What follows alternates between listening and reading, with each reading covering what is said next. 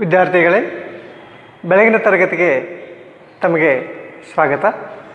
ಇವತ್ತಿನ ದಿವಸ ನಾವು ಚಲಕಗಳನ್ನು ಕುರಿತು ಅಧ್ಯಯನ ಮಾಡೋಣ. ಈಗ ಹಿಂದಿನ ತರಗತಿಯಲ್ಲಿ ನಾವು ಚಲಕಗಳು ಅಂದರೇನು, ಚಲಕಗಳ ಮಹತ್ವ ಏನು, ಇವುಗಳನ್ನು ಅಧ್ಯಯನ ಮಾಡಿದ್ದೇವೆ. ಸಾಮಾನ್ಯವಾಗಿ ಚಲಕಗಳು ಅಂತಂದರೆ ಬದಲಾಗುತ್ತಿರುವ ಮೌಲ್ಯಗಳು. ಬದಲಾಗುತ್ತಿರುವ ಮೌಲ್ಯಗಳನ್ನೇ ನಾವೇನಂತೀವಿ ಅಂದರೆ ಚಲಕಗಳು ಅಂತ ಕರಿತೀವಿ. ಯಾಕಂದರೆ ಮೌಲ್ಯಗಳು, ಸಾಂಖ್ಯಿಕ ಮೌಲ್ಯಗಳು ಬದಲಾಗ್ತಾನೆ ಇರ್ತವೆ. ಹೋದ ವರ್ಷದ ಜನಸಂಖ್ಯೆ ಈ ವರ್ಷದ ಜನಸಂಖ್ಯೆ ಬದಲಾವಣೆ ಆಗ್ತಾ ಇರ್ತದೆ. ಹೋದ ವರ್ಷದ ಉತ್ಪಾದನೆ ಈ ವರ್ಷದ ಉತ್ಪಾದನೆ ಬದಲಾವಣೆ ಆಗ್ತಾ ಇರ್ತದೆ. ಹೆಚ್ಚಾಗಿರ್ಬೋದು, ಕಡಿಮೆ ಆಗಿರ್ಬೋದು. ಹೀಗೆ ಈ ಚಲಕಗಳಂತಂದರೆ ಬದಲಾಗುತ್ತಿರುವಂಥ ಮೌಲ್ಯಗಳನ್ನು ನಾವು ಚಲಕಗಳು ಅಂತ ಕರಿತೀವಿ. ಅದಕ್ಕೆ ಚಲಕಗಳು ಸಾಮಾನ್ಯವಾಗಿ ವಿಶ್ವದಲ್ಲಿ ನಡೀತಿರುವಂಥ ಬದಲಾವಣೆಗಳನ್ನು, ಅಭಿವೃದ್ಧಿಗಳನ್ನು ಅಥವಾ ಯಾವುದೇ ಒಂದು ಮಾಹಿತಿಗಳನ್ನು, ಮೌಲ್ಯಗಳನ್ನು ತಿಳಿಸುವಂತಹ ಒಂದು ಅಂಗಗಳು ಅಂತ ನಾವು ಅವುಗಳಿಗೆ ಹೇಳ್ಬೋದು. ಅದಕ್ಕೆ ಚಲಕಗಳು ನಮ್ಮ ಅರ್ಥವ್ಯವಸ್ಥೆಯಲ್ಲಿ ಆಗತಕ್ಕಂಥ ಬದಲಾವಣೆಗಳನ್ನು ತುಂಬ ಸ್ಪಷ್ಟವಾಗಿ ನಮಗೆ ಅರ್ಥವನ್ನು ಮಾಡಿಸುತ್ತವೆ. ಅದಕ್ಕೆ ನಾವು ಅರ್ಥಶಾಸ್ತ್ರದಲ್ಲಿ ಚಲಕಗಳ ಮಹತ್ವ ಅತ್ಯಂತ ಹೆಚ್ಚಾಗಿದೆ. ಚಲಕಗಳ ಬಗ್ಗೆ ನಾವು ಈಗಾಗಲೇ ಸುಮಾರು ಒಂದಿಷ್ಟು ಮಾಹಿತಿಗಳನ್ನು ಕಳೆದ ತರಗತಿಯಲ್ಲಿ ಅರ್ಥ ಮಾಡ್ಕೊಂಡಿದ್ದೇವೆ. ವಿದ್ಯಾರ್ಥಿಗಳಿಗೆ ಇನ್ನೊಂದು ಸಲ, ಚಲಕಗಳು ಅಂತಂದರೆ ಬದಲಾಗುತ್ತಿರುವ ಮೌಲ್ಯಗಳನ್ನು ಚಲಕಗಳು ಎಂದು ಕರೆಯುತ್ತಾರೆ. ಕಾಲಕ್ರಮದಲ್ಲಿ ನೋಡ್ರಿ, ಸಮಯ ಬದಲಾವಣೆಯಾದಂತೆ ಬದಲಾಗುತ್ತಿರುವಂಥ ಸಾಂಖ್ಯಿಕ ಮೌಲ್ಯಗಳಿಗೆ ನಾವು ಚಲಕಗಳು ಎಂದು ಕರೆಯುತ್ತೇವೆ. ಈ ಚಲಕಗಳಲ್ಲಿ ಸಾಮಾನ್ಯವಾಗಿ ಇಲ್ಲಿ ಎರಡು ಪ್ರಕಾರಗಳ ಚಲಕಗಳನ್ನು ನಾವು ನೋಡ್ತಾ ಇದ್ದೀವಿ. ಒಂದು ಸತತ ಚಲಕ ಮತ್ತು ಅಸತತ ಚಲಕ. ಚಲಕಗಳು ನೋಡ್ರಿ, ಚಲಕಗಳಲ್ಲಿ ಸತತ ಮತ್ತು ಅಸತತ. ಕೆಲವೊಂದು ಸಾಂಖ್ಯಿಕ ಮೌಲ್ಯಗಳು ನಿರಂತರವಾಗಿರ್ತವೆ. ಮಧ್ಯದಲ್ಲಿ ಯಾವುದೇ ಒಂದು ವ್ಯತ್ಯಾಸ, ಜಿಗಿತ, ಆಂತರಿಕ ವ್ಯತ್ಯಾಸ ಇದು ಯಾವುದೂ ಇರೋದಿಲ್ಲ. ಇದು ಯಾವುದೂ ಇಲ್ಲದೇ ಇರತಕ್ಕಂಥ ಮೌಲ್ಯಗಳ ನಡುವೆ ಯಾವುದೇ ಒಂದು ಅಂತರ ಅಥವಾ ವ್ಯತ್ಯಾಸ ಇಲ್ಲದೇ ಇದ್ದರೆ ಇಂತಹ ಚಲಕಗಳಿಗೆ ನಾವು ಸತತ ಚಲಕಗಳು ಅಂತ ಕರಿತೀವಿ. ಹಾಗಾದರೆ ಸತತ ಚಲಕ ಎಂದರೇನು? ಸತತ ಚಲಕ ಅಂದರೆ ಯಾವುದೇ ಸಾಂಖ್ಯಿಕ ಮೌಲ್ಯ ನಿರಂತರ ಮೌಲ್ಯವನ್ನು ಹೊಂದಿದ್ದರೆ ಅದನ್ನು ಸತತ ಚಲಕ ಎನ್ನುವರು. ನೋಡಿರಿ, ಯಾವುದೇ ಸಾಂಖ್ಯಿಕ ಮೌಲ್ಯ ನಿರಂತರ ಮೌಲ್ಯವನ್ನು ಹೊಂದಿದ್ದರೆ ಅದನ್ನು ಸತತ ಚಲಕ ಅಂತ ಕರೀತಾರೆ. ಸತತ ಚಲಕ ಯಾವುದೇ ಸಾಂಖ್ಯಿಕ ಮೌಲ್ಯವನ್ನು ಹೊಂದಿರಬಹುದು. ಇದು ಪೂರ್ಣ ಸಂಖ್ಯೆಗಳನ್ನು ಹೊಂದಿರುತ್ತದೆ, ಅಪೂರ್ಣ ಸಂಖ್ಯೆಗಳನ್ನು ಹೊಂದಿರುತ್ತದೆ ಮತ್ತು ಪರಿಪೂರ್ಣ ಭಾಜಕವಲ್ಲದ ಸಂಖ್ಯೆಗಳನ್ನು ಹೊಂದಿರುತ್ತದೆ. ಇಂತಹ ಮೂರೂ ವಿಧವಾಗಿರ್ತಕ್ಕಂಥ ಸಂಖ್ಯೆಗಳನ್ನು ಹೊಂದಿದ್ದರೆ ಇದಕ್ಕೆ ನಾವೇನಂತೀವಿ? ಸತತ ಚಲಕ ಅಂತ ಕರಿತೀವಿ. ಅಂದರೆ ನಡುವೆ ಇಲ್ಲಿ ವ್ಯತ್ಯಾಸ ಇರೋದಿಲ್ಲ ಅಂದಾಗ ಅಲ್ಲಿ ಎಲ್ಲ ಸಂಖ್ಯೆಗಳು ಬರ್ತಿವೆ. ಪೂರ್ಣ ಸಂಖ್ಯೆಗಳು ಬರ್ತಿವೆ, ಅಪೂರ್ಣ ಸಂಖ್ಯೆಗಳು ಬರ್ತಿವೆ, ಭಾಜಕವಲ್ಲದ ಸಂಖ್ಯೆಗಳು ಬರ್ತಿವೆ, ಹೀಗೆ ಎಲ್ಲ ಸಂಖ್ಯೆಗಳು ಬರ್ತಿವೆ. ಅದಕ್ಕೆ ಇಂತಹ ಒಂದು ಸಾಂಖ್ಯಿಕ ಮೌಲ್ಯವನ್ನು ನಾವೇನನ್ನುತ್ತೇವೆ ಅಂದರೆ ಸತತ ಚಲಕ ಅಂತ ನಾವು ಕರಿತೀವಿ. ಸತತ ಚಲಕದಲ್ಲಿ ನೋಡ್ರಿ, ಅಲ್ಲಿ ಎಲ್ಲ ವಿಧವಾಗಿರ್ತಕ್ಕಂಥ ಮೌಲ್ಯಗಳು ನಮಗೆ ದೊರೆಯುತ್ತವೆ. ಅಂದರೆ 1, 2, 3, 4, 5 ಅಂತ ಹೇಳ್ಬೋದು. ಅಥವಾ 1 2 ಅಂಶ, 1 4 ಅಂಶ, 1 8 ಅಂಶ ಅಂತ ಈಗ ಅವುಗಳನ್ನು ಕೂಡ ನಾವಲ್ಲಿ ಹೇಳ್ಬೋದು. 1 2 ಅಂಶ ನೋಡ್ರಿ, ಭಿನ್ನರಾಶಿಗಳು 2 3 ಅಂಶ, 3 4 ಅಂಶ, ಹೀಗೆ ಅವುಗಳನ್ನು ಕೂಡ ಹೇಳ್ಬೋದು. ಭಾಜಕವಲ್ಲದ ಸಂಖ್ಯೆಗಳು ಈಗ ನೋಡ್ರಿ, ಪೂರ್ಣ ಸಂಖ್ಯೆಗಳು 1 2 3 4 5 6 ಹೀಗೆ ನಾವೇನು ಮಾಡ್ಬೋದು ಅಂತಂದರೆ ಇವು ಪೂರ್ಣ ಸಂಖ್ಯೆಗಳು ಅಂತ. ಹೀಗೆ ಪೂರ್ಣ ಸಂಖ್ಯೆಗಳನ್ನು ಕೂಡ ನಾವಿಲ್ಲಿ ಏನು ಮಾಡ್ಬೋದು ಹೇಳ್ರಿ, ಅಧ್ಯಯನ ಮಾಡ್ಬೋದು. ಆಮೇಲೆ ಇಲ್ಲ ಅಂದರೆ ನೋಡಿರಿ, 1 2 ಅಂಶ ನೋಡಿರಿ, 1 4 ಅಂಶ, 1 6 ಅಂಶ, 1 8 ಅಂಶ, ಹೀಗೆ ಇವುಗಳನ್ನು ಕೂಡ ನಾವಿಲ್ಲಿ ಏನು ಮಾಡ್ಬೋದು ಅಂತಂದರೆ ಅಧ್ಯಯನವನ್ನು ಮಾಡ್ಬೋದು. ಪೂರ್ಣ ಭಾಜಕವಲ್ಲದ ಸಂಖ್ಯೆಗಳು ನೋಡಿರಿ, ಅವುಗಳನ್ನು ಕೂಡ ನಾವಿಲ್ಲಿ ಏನು ಮಾಡ್ಬೋದು ಅಂದರೆ ಅಧ್ಯಯನವನ್ನು ಮಾಡ್ಬೋದು. ಹೀಗೆ ಸತತ ಚಲಕಗಳು ಅಂತಂದರೆ ನಡುವೆ ಯಾವುದೇ ಒಂದು ಏನಿರೋದಿಲ್ಲ ಅಂತಂದರೆ ವ್ಯತ್ಯಾಸ ಇರೋದಿಲ್ಲ. ಹಾಗಾದರೆ ಸತತ ಚಲಕ ಕೆಲವು ಮೌಲ್ಯಗಳನ್ನು ಮಾತ್ರ ಹೊಂದಿದ್ದರೆ ಅಥವಾ ಒಂದು ಮೌಲ್ಯದಿಂದ ಇನ್ನೊಂದು ಮೌಲ್ಯಕ್ಕೆ ನಡುವೆ ಯಾವುದೇ ಒಂದು ವ್ಯತ್ಯಾಸ ಇಲ್ಲದೇ ಇದ್ದರೆ ಅಂಥ ಚಲಕಗಳಿಗೆ ನಾವು ಸತತ ಚಲಕಗಳು ಎಂದು ಕರೆಯುತ್ತೇವೆ. ನೋಡಿರಿ, ಈ ಉದಾಹರಣೆಗೆ ತಗೊಳ್ರಿ. ಒಂದು ಬಾಟ್ಲಿಯಲ್ಲಿ ಒಂದು ಬಾಟ್ಲಿ ಇದೆ ನೋಡಿರಿ, ಒಂದು ಬಾಟ್ಲಿ ಇದೆ. ಈ ಬಾಟ್ಲಿ ತುಂಬ ನೀರೇನಾಗಿದೆ ಅಂದರೆ ತುಂಬಿಕೊಂಡಿದೆ ನೋಡಿರಿ. ಬಾಟ್ಲಿ ತುಂಬ ನೀರು ತುಂಬಿಕೊಂಡಿದೆ ರೀ ನೋಡಿರಿ. 1 ಲೀಟರ್ ಬಾಟ್ಲಿ ಇದೆ. ಈ ಬಾಟ್ಲಿ ತುಂಬ ನೀರು ತುಂಬಿಕೊಂಡಿದೆ ವಿದ್ಯಾರ್ಥಿಗಳೇ, ಹೌದು. ಹಾಗಿರುವಾಗ ಇಲ್ಲಿ ಏನಾದರೂ ವ್ಯತ್ಯಾಸ ಇದೆಯೇ? ವ್ಯತ್ಯಾಸ ಇದೆಯೇ? ಇಲ್ಲಿ ತನಕ ನೀರು ಬಂದಿದೆ, ಇಲ್ಲಿ ಗ್ಯಾಪ್ ಆಗಿದೆ, ಇಲ್ಲಿ ನೀರು ಬಂದಿದೆ ಮತ್ತು ಗ್ಯಾಪ್ ಆಗಿದೆ ಅಂತ ಹೀಗೇನಾದರೂ ಇದೆಯಾ? ಇಲ್ಲ. ಯಾಕೆಂದರೆ ಈ ಬಾಟ್ಲಿ ಸಂಪೂರ್ಣವಾಗಿ ಏನಾಗಿದೆ ಅಂದರೆ ನೀರಿನಿಂದ ತುಂಬಿಕೊಂಡಿದೆ ಅಂದಾಗ ಇದು ಯಾವ ಚಲಕ? ನಡುವೆ ಏನಾದರೂ ವ್ಯತ್ಯಾಸ ಇದೆಯಾ? ಇಲ್ಲ. ಪೂರ್ಣವಾಗಿ ತುಂಬಿಕೊಂಡಿದೆ ಅಂದಾಗ ಇಲ್ಲಿ ಚಲಕ ಎಂಥ ಚಲಕ ಇದು? ಸತತವಾದಂಥ ಚಲಕ. ಈಗ ನಾವು ಒಂದು ಗಿಡ ಇರ್ತದೆ, ಒಂದು ಗಿಡ 10 ಮೀಟರ್ ಎತ್ತರವಾಗಿದೆ ಅಂತ ಹೇಳ್ತೀವಿ. 10 ಮೀಟರ್ ಎತ್ತರವಾಗಿದೆ ಅಂದಾಗ ಆ 10 ಮೀಟರ್ನಲ್ಲಿ ಏನಾದರೂ ನಡುವೆ ಗ್ಯಾಪ್ ಇರ್ತದೇನ್ರಿ? ಇಲ್ಲ. ಅದಕ್ಕೆ ನಡುವೆ ಯಾವುದೇ ಅಂತರ ಇಲ್ಲದೆ ಇದ್ದರೆ, ಯಾವುದೇ ವ್ಯತ್ಯಾಸ ಇಲ್ಲದೇ ಇದ್ದರೆ, ಅದು ನಿರಂತರವಾಗಿ ಒಂದರ ಜೊತೆಗೆ ಒಂದು ಬೆಳೀತಾ ಇತ್ತು ಅಂದರೆ ಅಂತಹ ಚಲಕಗಳಿಗೆ ನಾವು ಸತತ ಚಲಕಗಳು ಅಂತ ಕರಿತೀವಿ. ಉದಾಹರಣೆಗೆ ಈಗ ನೋಡಿರಿ, ಎತ್ತರ ಅಂತ ಹೇಳ್ತೀವಿ. ಎತ್ತರ, ಒಬ್ಬ ವಿದ್ಯಾರ್ಥಿ ಎತ್ತರ 90 ಸೆಂಟಿಮೀಟ್ರ್ ಇದೆ. 90 ಸೆಂಟಿಮೀಟ್ರಿಂದ 150 ಸೆಂಟಿಮೀಟರ್ ವಿದ್ಯಾರ್ಥಿ ಎತ್ತರವಾಗಿದ್ದಾನೆ ಅಂದರೆ 90ರಿಂದ 150ರವರೆಗೆ ಏನು ಇರ್ತದೆ ಹೇಳ್ರಿ? ನಡುವೆ ಏನಾದರೂ ಗ್ಯಾಪ್ ಇರ್ತದನ್ರಿ? ಇಲ್ಲ. 90 ಸೆಂಟಿಮೀಟ್ರಿಂದ 150 ಸೆಂಟಿಮೀಟ್ರ್ ವಿದ್ಯಾರ್ಥಿ ಎತ್ತರವಾಗಿದ್ದಾನೆ ಅಂತ ನಾವು ಹೇಳ್ತೀವಿ. ಇಲ್ಲಿ ಏನಾದರೂ ವ್ಯತ್ಯಾಸ ಇದೆಯಾ? ಇಲ್ಲ.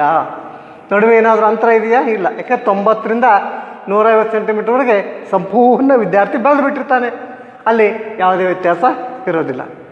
ಅದೇ ರೀತಿಯಾಗಿ ನೋಡ್ರಿ, ಒಂದು ಗಿಡವನ್ನು ತಗೊಳ್ರಿ, ಹಾಲಿನ ಬಾಟ್ಲೆ ತಗೊಳ್ರಿ, ನೀರಿನ ಬಾಟ್ಲೆ ತಗೊಳ್ರಿ, ಹೌದ್ರಿ, ಗಿಡ ಮರಗಳನ್ನು ತಗೊಳ್ರಿ, ಮಾನವ ದೇಹವನ್ನು ತಗೊಳ್ರಿ. ಇವುಗಳು ಎಲ್ಲಾದರೂ ವ್ಯತ್ಯಾಸ ಇರ್ತದೆ ರೀ? ಇಲ್ಲ. ಹೀಗೆ ಮೌಲ್ಯಗಳು ಕೂಡ ನಿರಂತರತೆಯನ್ನು ಹೊಂದಿದ್ದರೆ ಇಂತಹ ಮೌಲ್ಯಗಳಿಗೆ ನಾವೇನಂತೀವಿ ಅಂತಂದರೆ ಸತತ ಚಲಕಗಳು ಅಂತ ಕರಿತೀವಿ. ಹಾಗಾಗಿ ವಿದ್ಯಾರ್ಥಿಗಳೇ, ನೀವೀಗ ಅರ್ಥ ಮಾಡ್ಕೊಂಡ್ರಿ ಸತತ ಚಲಕಗಳೆಂದರೇನು? ಸತತ ಚಲಕಗಳು ಅಂತಂದರೆ ಯಾವುದೇ ಸಾಂಖ್ಯಿಕ ಮೌಲ್ಯ ನಿರಂತರ ಮೌಲ್ಯವನ್ನು ಹೊಂದಿದ್ದರೆ ಅದನ್ನು ಸತತ ಚಲಕವೆಂದು ಕರೆಯುವರು. ಮೌಲ್ಯ ಹೇಗಿರ್ಬೇಕ್ರಿ? ಅದು ನಿರಂತರವಾಗಿರಬೇಕು. ನಡುವೆ ಯಾವುದೇ ವ್ಯತ್ಯಾಸ ಇರಬಾರ್ದು, ಯಾವುದೇ ಜಿಗಿತ ಇರಬಾರ್ದು, ನಡುವೆ ಯಾವುದೇ ಗ್ಯಾಪ್ ಪಾಯಿಂಟ್ ಇರಬಾರ್ದು. ಅಂಥ ಒಂದು ಸತತ ಚಲಕಗಳು. ಈಗ ಉದಾಹರಣೆಗೆ ನೋಡಿರಿ, ನಾವೀಗ 1 ಬರಿತೀವಿ, ಹೌದು, 1 ಬರೋ 2 ಬರಿತೀವಿ. ಇದರ ನಡುವೆ ವ್ಯತ್ಯಾಸ ಇದೆಯಲ್ಲ? ವ್ಯತ್ಯಾಸ ಎಷ್ಟಿದೆ ರೀ? ನೋಡಿರಿ, 1.1, 1.2, 1.3, 1.4, 1.5, 1.6 ಹೀಗೆ 1.99 ಆದಾಗ ಏನಾಗ್ತದೆ ಹೇಳ್ರಿ? 2. ಅಂದರೆ 1ರಿಂದ 2ರ ನಡುವಿನ ಅಂತರ ಎಷ್ಟು ಅದಾವ್ರಿ ಪಾಯಿಂಟ್ಗಳು? 100 ಪಾಯಿಂಟ್ಸ್. 1.6 ಆದಮೇಲೆ 1.99 ನಾವು ಹೋದಿವಿ ಅಂತಂದರೆ ಅಲ್ಲಿ ಏನಾಗ್ತದೆ ರೀ ಅಂತಂದರೆ ಅಲ್ಲಿ ಸತತವಾದಂಥ ಕಾಣ್ತೀವಿ. ಈಗ ನಾವು ನೋಡಿರಿ, ವಿದ್ಯಾರ್ಥಿಗಳು ಸರ್ಕಾರಿ ನೌಕರಿಯನ್ನು ಪಡಿತಾ ಇರುವಾಗ ಅಭ್ಯರ್ಥಿಗಳು ಏನು ಮಾಡ್ತಾರೆ? ಅಲ್ಲಿ ಒಬ್ಬ ವಿದ್ಯಾರ್ಥಿಗೆ ಇನ್ನೊಬ್ಬ ವಿದ್ಯಾರ್ಥಿಗೆ 1 ಮಾರ್ಕ್ಸ್ ವ್ಯತ್ಯಾಸ ಆಗಿರ್ತದೆ. ಅವನು 550 ತೊಗೊಂಡಿರ್ತಾನೆ, ಇನ್ನೊಬ್ಬನು 556 ತೊಗೊಂಡಿರ್ತಾನೆ. ಆಗ ನಾವು ಯಾರಿಗೆ ನೌಕರಿ ಕೊಡ್ತೀವಿ? 556 ತೊಗೊಂಡು ನಾವು ಕೊಡ್ತೀವಿ. ಯಾಕೆಂದರೆ 550ರಿಂದ 556ಕ್ಕೆ ಬರಬೇಕಾದ್ರೆ ಅವನು ಎಷ್ಟು ಪಾಯಿಂಟ್ ಮುಂದಿದ್ದಾನೆ ಅಂತಂದರೆ 100 ಪಾಯಿಂಟ್ ಮುಂದಿದ್ದಾನೆ ನೋಡಿ. ಯಾಕಂದರೆ ನೋಡಿರಿ, 556.1ರಿಂದ 555.1ರಿಂದ 555.6 ಆಗಬೇಕಾದ್ರೆ ನೋಡಿ ಎಷ್ಟು ಪಾಯಿಂಟ್ಗಳಿವೆ? 100 ಪಾಯಿಂಟ್ಸ್ ಇವೆ. ಆ 100 ಪಾಯಿಂಟ್ಸ್ ಎಲ್ಲ ಇಲ್ಲಿ ಏನು ಬರ್ತಾವ್ರಿ? ನಮಗೆ ಸತತವಾಗಿ ಮುಂದುವರಿಯುತ್ತವೆ. ಅದಕ್ಕಾಗಿಯೇ ನಾವು ಅದಕ್ಕೆ ಏನಂತೀವಿ ಅಂತಂದರೆ ಸತತ ಚಲಕ ಅಂತ ಕರಿತೀವಿ. ಈಗ ವಿದ್ಯಾರ್ಥಿಗಳು ಅರ್ಥ ಆಯ್ತಲ್ಲ ನಿಮಗೆ? ಸತತ ಚಲಕ ಅಂತಂದರೆ ಸಾಂಖ್ಯಿಕ ಮೌಲ್ಯಗಳ ನಡುವೆ ಯಾವುದೇ ವ್ಯತ್ಯಾಸ ಇಲ್ಲದೇ ಇದ್ದರೆ ಅಂಥ ಚಲಕವನ್ನು ಸತತ ಚಲಕವೆಂದು ಕರೆಯುತ್ತೇವೆ. ಇನ್ನು ಇದಕ್ಕೆ ವಿರುದ್ಧವಾಗಿ ಇನ್ನೊಂದು ಚಲಕ ಇದೆ, ವಿದ್ಯಾರ್ಥಿಗಳು ಗಮನಿಸಿ. ಅದು ಯಾವುದು? ಅಸತತ ಚಲಕ. ಡಿಸ್ಕ್ರೇಟ್ ಅದು ಅಸತತ ಚಲಕ. ಅಸತತ ಚಲಕ ಅಂದರೆ ಏನು? ನೀವು ಇದನ್ನು ವಿರುದ್ಧವಾಗಿ ಹೇಳ್ಬೋದು. ಏನಂತ, ಕೆಲವು ಮೌಲ್ಯಗಳನ್ನು ಮಾತ್ರ ಹೊಂದಿದ್ದರೆ ಅಥವಾ ಒಂದು ಮೌಲ್ಯದಿಂದ ಇನ್ನೊಂದು ಮೌಲ್ಯಕ್ಕೆ ನಡುವೆ ವ್ಯತ್ಯಾಸವಿದ್ದರೆ ಅಥವಾ ಜಿಗಿತವಿದ್ದರೆ ಅದನ್ನು ಅಸತತ ಚಲಕವೆಂದು ಕರೆಯುತ್ತಾರೆ. ನೋಡಿರಿ, ಒಂದು ಮೌಲ್ಯದಿಂದ ಇನ್ನೊಂದು ಮೌಲ್ಯಕ್ಕೆ ಏನಿರಬೇಕಂದ್ರೆ ಅಂದರೆ ನಡುವೆ ವ್ಯತ್ಯಾಸ ಇರಬೇಕು. ಇಂಥ ವ್ಯತ್ಯಾಸ ಇದ್ದರೆ ಅದನ್ನು ನಾವೇನಂತೀವ್ರಿ ಅಂತಂದರೆ ಅಸತತ ಚಲಕ. ಇದು ನಿರಂತರವಾಗಿ ಮೌಲ್ಯಗಳನ್ನು ಹೊಂದಿಲ್ಲ. ಒಂದು ಮೌಲ್ಯದಿಂದ ಇನ್ನೊಂದು ಮೌಲ್ಯದ ನಡುವೆ ಏನಿದೆ, ಅಂತರ ಇದೆ, ಜಿಗಿತ ಇದೆ. ಜಿಗಿತ 5 ಒಮ್ಮೆ 7 9 11 15 18 21 23 ಇಲ್ಲಿ ನಡುವೆ ನಿರಂತರವಾಗಿದೆಯಾ? ಇಲ್ಲಿ ಸಾಂಖ್ಯಿಕ ಮೌಲ್ಯ ನಿರಂತರವಾಗಿದೆಯೇ? ಸತತವಾಗಿದೆಯೇ? ಇಲ್ಲ. ಅದಕ್ಕಾಗಿ ನೋಡಿರಿ, ನಾವು ಏನು ಮಾಡ್ಬೇಕ್ರಿ ಅಂತಂದರೆ ನಿರಂತರವಾಗಿ ಇಲ್ಲ. ಯಾಕಂದರೆ ಒಂದು ಮೌಲ್ಯದಿಂದ ಇನ್ನೊಂದು ಮೌಲ್ಯಕ್ಕೆ ನಡುವೆ ಏನಿದೆ, ಅಂತರ ಇದೆ. ಉದಾಹರಣೆ ಹೇಳಿದ್ನಲ್ಲ, 1 3 ನೋಡಿರಿ, 1ರಿಂದ 3 ನಡುವೆ ಅಂತರ ಎಷ್ಟಿದೆ? 2 ನಡುವೆ ಅಂತರ ಇದೆ. ಅದು ಇಲ್ಲವೇ ಇಲ್ಲ ಇಲ್ಲಿ. 1ರಿಂದ 3, 3ರಿಂದ 5, 5ರಿಂದ 7, 7ರಿಂದ 9, 9ರಿಂದ 11, 11ರಿಂದ 13, 13ರಿಂದ 15. ಸರಿ, ಹೀಗೆ ಮೌಲ್ಯಗಳ ನಡುವೆ ಜಿಗಿತ. ನೋಡಿರಿ, 1ರಿಂದ ಒಮ್ಮೆ 3ಕ್ಕೆ ನಾವು ಜಿಗಿತ ಮಾಡಿಬಿಟ್ಟಿವಿ, 2ನ್ನು ಗಮನಿಸಲೇ ಇಲ್ಲ ಅಂದಾಗ 1 3ರ ನಡುವೆ ಯಾವ ವ್ಯತ್ಯಾಸ ಇದೆ? ಇಲ್ಲಿ 2 ವ್ಯತ್ಯಾಸ ಇದೆ, ಅದಿಲ್ಲ ಅಂದಾಗ ಇಲ್ಲಿ ನಮ್ಮ ಮೌಲ್ಯಗಳು ನಿರಂತರವಾಗಿವೆಯೇ? ಇಲ್ಲ. ಇಲ್ಲಿ ಅವು ಅಸತತವಾಗಿ ಇರುತ್ತವೆ. ಅದಕ್ಕಾಗಿ ನಾವು ಇಂಥ ಮೌಲ್ಯಗಳಿಗೆ ಏನಂತೀವಿ ಅಂತಂದರೆ, ಇಂಥ ಮೌಲ್ಯಗಳಿಗೆ ನಾವು ಅಸತತ ಚಲಕಗಳು ಅಂತ ಕರಿತೀವಿ. ವಿದ್ಯಾರ್ಥಿಗಳಿಗೆ ಕೇಳ್ರಿ ಇನ್ನೊಂದು ಸಲ. ಅಸತತ ಚಲಕಗಳು ಅಂದರೆ ಕೆಲವು ಮೌಲ್ಯಗಳನ್ನು ಮಾತ್ರ ಹೊಂದಿದ್ದು ಅಥವಾ ಒಂದು ಮೌಲ್ಯದಿಂದ ಇನ್ನೊಂದು ಮೌಲ್ಯಕ್ಕೆ ನಡುವೆ ವ್ಯತ್ಯಾಸ ಅಥವಾ ಜಿಗಿತವಿದ್ದರೆ ಅದನ್ನು ಅಸತತ ಚಲಕವೆಂದು ಕರೆಯುತ್ತಾರೆ. ನೋಡಿರಿ, ಅಸತತ ಚಲಕ. ಈಗ ಗೊತ್ತಾಯ್ತಲ್ಲ ನಿಮಗೆ, ಅಸತತ ಚಲಕ. ಇಲ್ಲಿ ನೋಡಿ ವಿದ್ಯಾರ್ಥಿಗಳೇ, ಅಸತತ ಚಲಕ ಅದನ್ನು ಹೇಳೋದಲ್ಲ. 1 3 5 7 9 11 13 15 17 19 ಸರಿ ಇತ್ಯಾದಿ. ನೋಡಿ, ಇಲ್ಲಿ ಗ್ಯಾಪ್ ಇದೆ.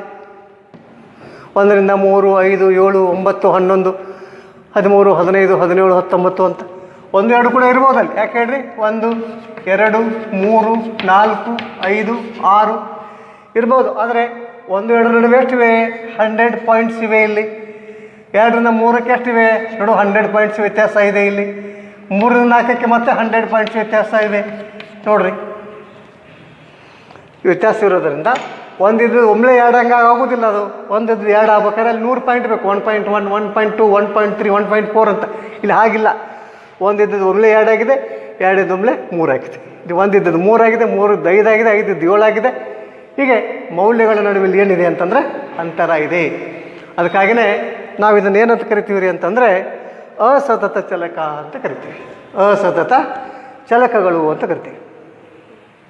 ಈಗ ಪ್ರತಿ ತರಗತಿಯಲ್ಲಿ ವಿದ್ಯಾರ್ಥಿಗಳ ಸಂಖ್ಯೆ ಎಂಬ ಚಲಕವು ಕೇವಲ ಪೂರ್ಣ ಸಂಖ್ಯೆಗಳ ಮೌಲ್ಯವನ್ನು ಮಾತ್ರ ಹೊಂದುತ್ತದೆ. ಇದು ಅಪೂರ್ಣ ಸಂಖ್ಯೆಯಾದಂಥ 0.5 ಎನ್ನುವಂಥ ಮೌಲ್ಯವನ್ನು ಹೊಂದೋದಿಲ್ಲ. 1ರಿಂದ 2 ಅಂತ ಹೇಳ್ತೀವಿ. ಒಬ್ಬ ವಿದ್ಯಾರ್ಥಿ ಆದ ಕೂಡಲೇ 2 ವಿದ್ಯಾರ್ಥಿ ಅಂತ ಹೇಳ್ತೀವಿ. ಆದರೆ 1.5 ವಿದ್ಯಾರ್ಥಿಗಳು ಬಂದಿದ್ದಾರೆ ಅಂತ ನಾವೇನಾದರೂ ಹೇಳ್ತೀವ? ಅರ್ಧ ವಿದ್ಯಾರ್ಥಿ ಒಬ್ಬ ಇದ್ದಾನೆ ಅಂತ ನಾವು ಹೇಳೋಕ್ಕಾಗುತ್ತೆ? ಆಗುವುದಿಲ್ಲ. ಇಲ್ಲಿ ಅರ್ಧ ಅನ್ನುವಂಥದ್ದು ಬರೋದಿಲ್ಲ. 1ರಿಂದ 2 ಬರ್ಬೋದು, ಆದರೆ 1.5 ಅಂತ ಇಲ್ಲಿ ಬರೋದೇ ಇಲ್ಲ ಎನ್ನುವ ಮೌಲ್ಯವನ್ನು ನಾವು ಹೊಂದೋದಿಲ್ಲ. ಏಕೆಂದರೆ ಅರ್ಧ ವಿದ್ಯಾರ್ಥಿ ಎನ್ನುವುದು ಅಸಂಬದ್ಧವಾಗುತ್ತದೆ. ಆದ್ದರಿಂದ ಅದು 25 ಮತ್ತು 26 ನಡುವಿನ 20.5 ಎನ್ನುವಂಥ ಮೌಲ್ಯವನ್ನು ಹೊಂದೋದೇ ಇಲ್ಲ. ಅದರ ಬದಲಾಗಿ ಅದರ ಮೌಲ್ಯ 25 ಅಥವಾ 26 ಅಂತ ಆಗಿರುತ್ತದೆ.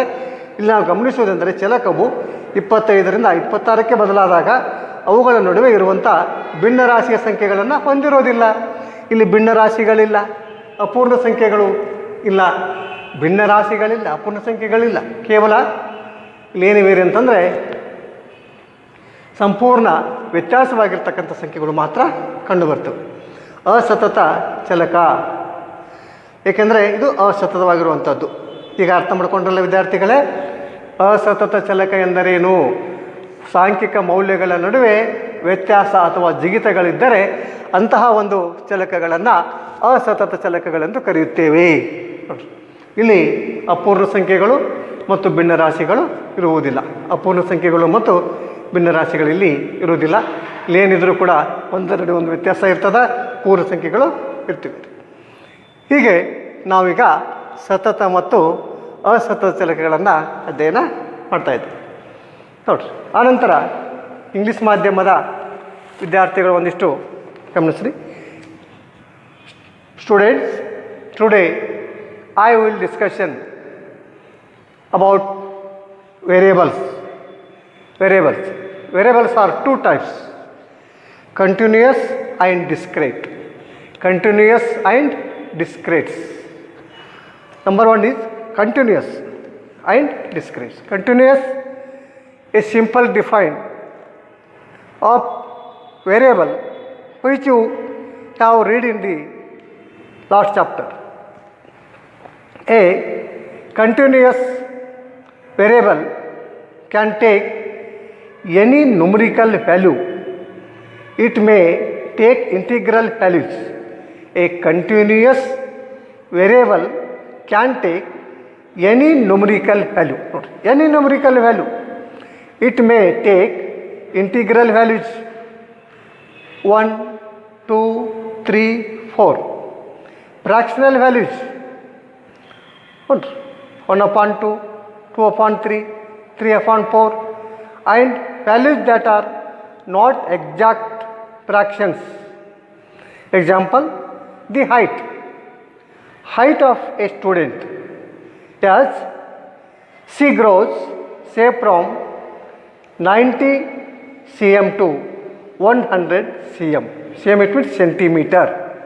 From 90 centimeter to 150 centimeter would take all the values in between them. It can take values that are whole number like 90 cm, 100 cm, 100 cm, 150 cm. Like 90 centimeter, 100 centimeter, 108 centimeter, 150 centimeter. It can also take a fractional values like 95.85 centimeter, 102.34 centimeter, 149.99 centimeter, etc. that are not whole numbers. Thus, the variable height is capable of manifesting in every conceivable value, and its values can also be broken down into infinite gradations. Other example of continuous variables are weight, time, distance, etc. For example, weight, time, distance, etc.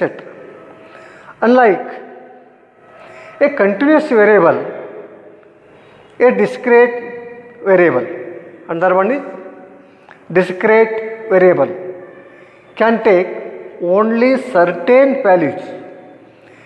Its value changes only by finite jumps. It jumps from one value to another. It jumps one value to another, but does not take any intermediate value between them. For example, a variable like the number of students in a class for different classes would assume values that are only whole numbers. It cannot take any fractional value. It cannot take any fractional value like 0.5, because half of a student is observed. half of a student is absent. Therefore, it cannot take a value like 25.5 between 25 and 26. Instead, its value could have been either 25 or 26. What we observe? Students, follow me. What we observe is that is its value change from 25 to 26. The value is the value in between them.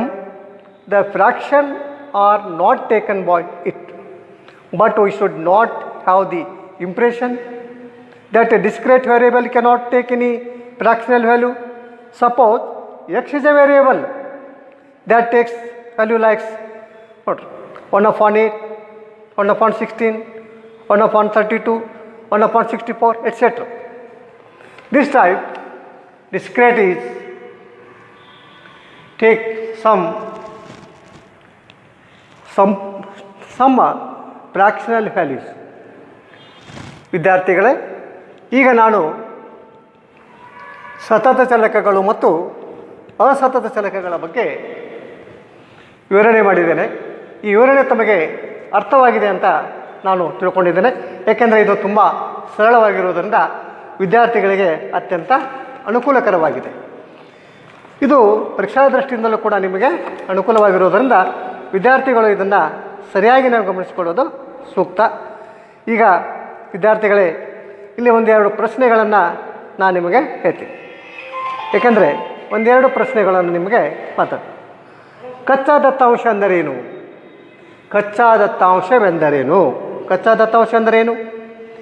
ವ್ಯವಸ್ಥಿತವಾಗಿ ಮತ್ತು ಕ್ರಮಬದ್ಧವಾಗಿ ವರ್ಗೀಕರಿಸದಿರುವ ದತ್ತಾಂಶಗಳನ್ನು ಕಚ್ಚಾ ದತ್ತಾಂಶಗಳು ಅಂತ ಕರೀತಾರೆ. ನೋಡಿ ವಿದ್ಯಾರ್ಥಿಗಳು, ಕಚ್ಚಾ ದತ್ತಾಂಶ ಎಂದರೇನು? ವ್ಯವಸ್ಥಿತವಾಗಿ ಮತ್ತು ಕ್ರಮಬದ್ಧವಾಗಿ ವರ್ಗೀಕರಿಸದಿರುವ ದತ್ತಾಂಶಗಳನ್ನು ಕಚ್ಚಾ ದತ್ತಾಂಶಗಳೆಂದು ಕರೆಯುತ್ತಾರೆ. ದತ್ತಾಂಶದ ಪರಿಮಾಣಾತ್ಮಕ ವರ್ಗೀಕರಣ ಎಂದರೇನು? ಅಥವಾ ಪರಿಮಾಣಾತ್ಮಕ ದತ್ತಾಂಶ ಎಂದರೇನು? ನಿನ್ನೆ ನಾವು ಓದಿದ್ದೀವಲ್ಲ ವಿದ್ಯಾರ್ಥಿಗಳೇ.